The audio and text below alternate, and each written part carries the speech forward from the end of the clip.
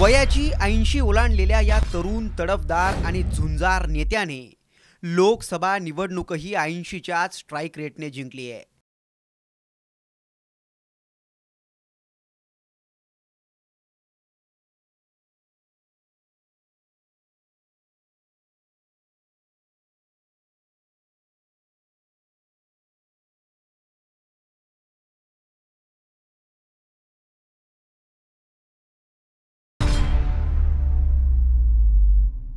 या निवडणुकीत पवारांनी आयुष्यभर कमावलेली राजकीय प्रतिष्ठा पणाला लावली। आमचे पवार साहेब असं का स्टेटमेंट करतात की लोकांच्या मध्ये समरवस्था झाली पाहिजे। पवारांची देश पातळीवरची प्रतिमा विरोधकांनी बारामतीपर्यंत मर्यादित करण्याचा डाव आखला। ज्यांना राजकारणाचं बाळकडू दिलं, ज्यांना उभं केलं, शिकवलं, घडवलं, त्यांनीही पवारांवर पातळी सोडून आरोप केलेत। शरद पवार संपलेत असं नॅरेटिव्ह सेट करण्यात आलं। मोदी शहांपासून ते राज्यातल्या नेत्यांपर्यंत प्रत्येकानेच पवारांवर तोंड सुख घेतलं।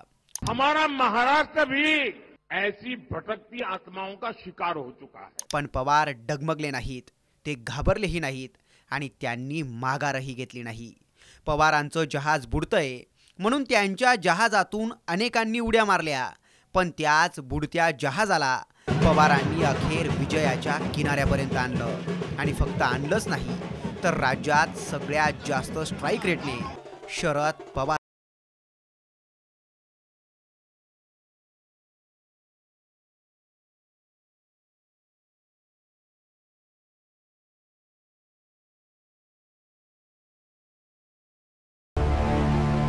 लोकसभा निवडणुकांच्या तोंडावर अजित पवारांनी शरद पवारांची साथ सोडली।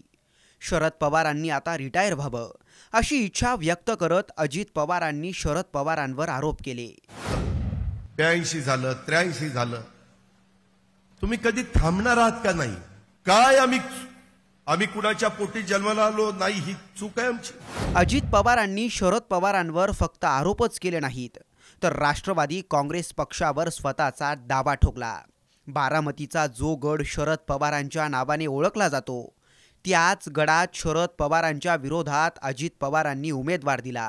बारामती गेली म्हणजे पवारांचं वर्चस्व संपलं। अशी परिस्थिती असताना राज्यात महाविकास आघाडीचं जागा वाटप झालं।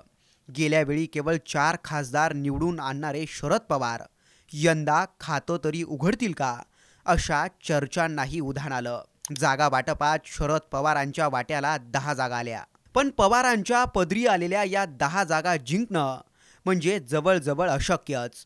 कारण या 10 जागांपैकी 2 जागा केंद्रीय राज्यमंत्र्यांचे बालेकिल्ले, दिंडोरीतून भारती पवार आणि भिवंडीतून कपिल पाटील यांचा पराभव करणं म्हणजे भाजपला मोठा धक्का देण्यासारखंच। बीडची जागा म्हणजे मुंडे घराण्याचा अभेद्य, अजिंक्य आणि भरभक्कम गड।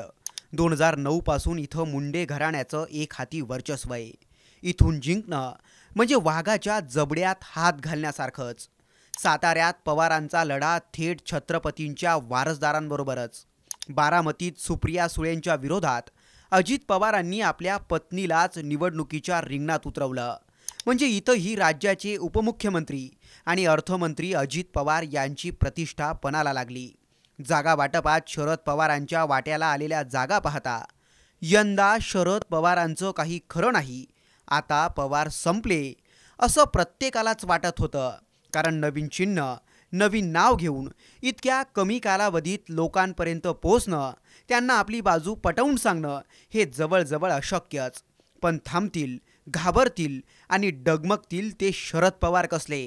84 वर्षांच्या या तरुण योद्ध्याने पायाला भिंगरी लावली, अख्खा महाराष्ट्र पिंजून काढला। तब्बल 60 जाहीर सभा, 19 मेळावे, 10 उमेदवारांचे उमेदवारी अर्ज भरताना केलेले रोड शो, कितीतरी कॉर्नर सभा आणि शेकडो बैठका घेणारे शरद पवार महाराष्ट्रात एकमेव नेते ठरले। वर्ध्याच्या अमर काळेंपासून ते साताऱ्याच्या शशिकांत शिंदेंपर्यंत अनेकांचे उमेदवारी अर्ज भरायला स्वतः शरद पवार जातीनं उपस्थित राहिले। एकीकडे निवडणुकांचं वातावरण तापत होतं, नेते नको नको ते चॅलेंज देत होते।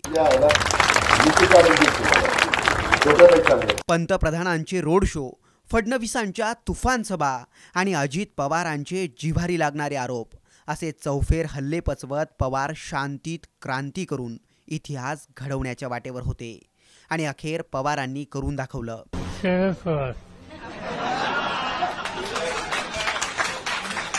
पवारांच्या या कामगिरीमुळेच राज्यात सर्वाधिक स्ट्राईक रेटने त्यांना विजय मिळवता आला।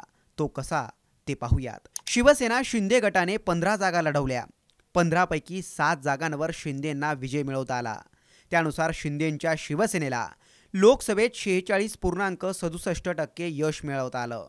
भाजपने राज्यात 28 जागा लढवल्या, ज्यातून केवळ 9 जागांवर भाजपला विजय मिळवता आला। त्यानुसार 32.14% यश भाजपच्या पदरी आलं। अजित पवारांच्या राष्ट्रवादी काँग्रेसने केवळ 4 जागा लढवल्या आणि 4 पैकी एका जागेवर त्यांना गुलाल उधळता आला। त्यानुसार अजित पवारांच्या राष्ट्रवादीला 25% यश मिळवता आलं। शिवसेना ठाकरे गटाने 21 जागा लढवल्या, ज्यापैकी 9 जागांवर ठाकरेंचे उमेदवार निवडून आले, म्हणजे ठाकरेंनाही 42.86% यश लोकसभेत मिळालं।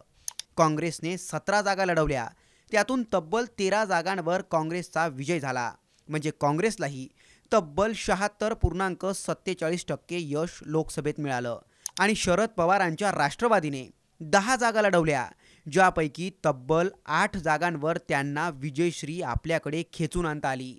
यानुसार लोकसभा निवडणुकीत तब्बल 80% म्हणजे सर्वाधिक यश शरद पवारांच्या राष्ट्रवादीला मिळालं। वय वर्ष 84 असताना एखाद्या तरुणालाही लाजवेल असा उत्साह या निवडणुकीत शरद पवारांनी दाखवला आणि वारं फिरवलं। विरोधकांनी केलेल्या टीकेला पवारांनी खिलाडू वृत्तीने स्वीकारलं। राजकीय अस्तित्वासाठी पवारांनी वेळोवेळी परीक्षा दिल्या आहेत। या परीक्षेत कधी पवार जिंकलेत तर कधी पवारांच्या पदरी अपयशही आलं, पण वयाच्या 84व्या वर्षी आपलाच सख्खा पुतण्या आपल्या विरोधी गटात असताना, पक्षाचं नाव, चिन्ह आणि पक्षातील महत्त्वाच्या नेत्यांनी साथ सोडलेली असताना, दुर्धर आजार असताना, महाराष्ट्राच्या चांद्यापासून बांध्यापर्यंत लोकांमध्ये एकरूप होणाऱ्या पवारांना क्वचितच कोणी विसरू शकेल। ब्युरो रिपोर्ट, साम टीव्ही न्यूज, मुंबई। देश विदेशातील प्रत्येक घडामोडींचे लाईव्ह अपडेट मिळवण्यासाठी आता साम टीव्हीच्या सर्व सोशल मीडिया प्लॅटफॉर्मला लाईक, फॉलो आणि सबस्क्राईब करा। तसंच सर्व नोटिफिकेशनसाठी बेल आयकॉन प्रेस करायला विसरू नका।